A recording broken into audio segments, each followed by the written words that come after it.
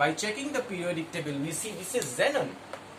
From iodine, we have xenon and a beta particle. Now this is mind-blowing. This should be mind-blowing. How does iodine converts into xenon? How does iodine loses an electron? How does iodine loses an electron? And how does it gains a proton? Where does this proton comes from? Where does this proton comes from? Now what? Now look at this carefully. This is an interesting thing.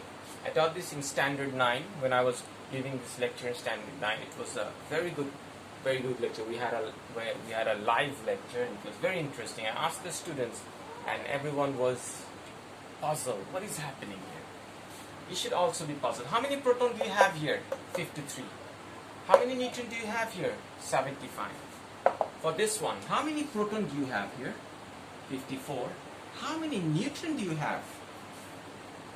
Yeah, how many neutrons do you have here? Calculate. 128 minus 54. Isn't it? This one minus this one.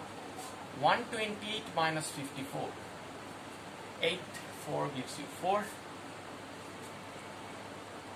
74. So, what happened when iodine is decayed with a beta particle? What happened? Iodine changed into xenon. In iodine there was 53 protons. Now I have 54 protons. One of the number of protons has increased by 1. Where has this proton come from? And neutron, I had 75 neutron. Now I have 74 neutron. Now interesting. So looks like one of the neutron has changed into proton, isn't it? You might be thinking one of the neutron has been changed into proton. Look at this carefully. 53 protons, 54 protons, 1 proton more. 75 neutron, 74 neutron, 1 neutron less, which suggests one of the neutron may have changed into a proton. Right? Alright, I do agree to that, but how is that possible? Neutron changing into proton? I cannot agree to that. Then, okay, if one of the neutron has changed into a proton, where does this element come? Where does this electron comes from? Where does this electron comes from? Neutron cannot be changed into proton. Why, you know? Neutron cannot be changed into proton because neutron is neutral.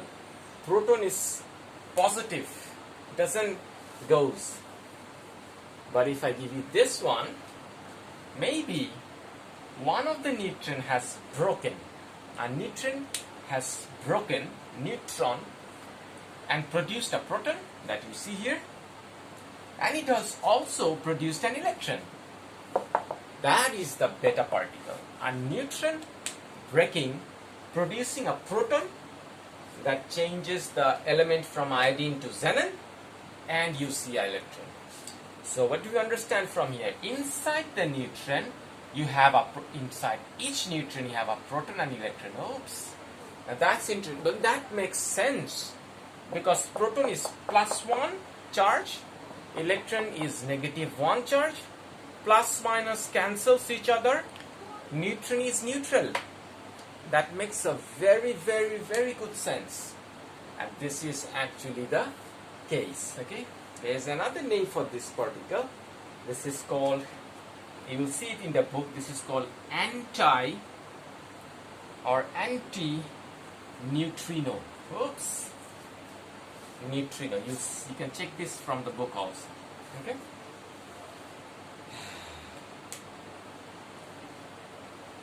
Yeah.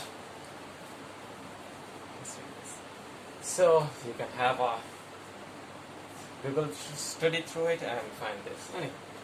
So now I will write an equation that will show the decay that will show a beta decay. The one that we have just did, iodine 53, 128, am I right? It breaks down, produces a beta particle, and you have a xenon here, 128, 54. Now 54 minus 1 is 53. 54 minus 1 is 53. Now equation is balanced. This minus 1 has another reason. This minus 1 is balancing the equation. 128 plus 0 is 128. And I have given you all the. And that's all for 7.06 radioactive decay. Your homework would be question answer from page 193.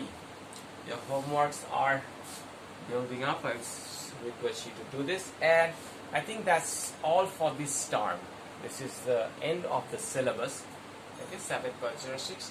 I will request you during the vacation to go through all the lectures, go through the previous lectures, check the syllabus and ask me any question from any topic. We have plenty of time for that, isn't it? So that's all for today. Thank you for your precious time, students.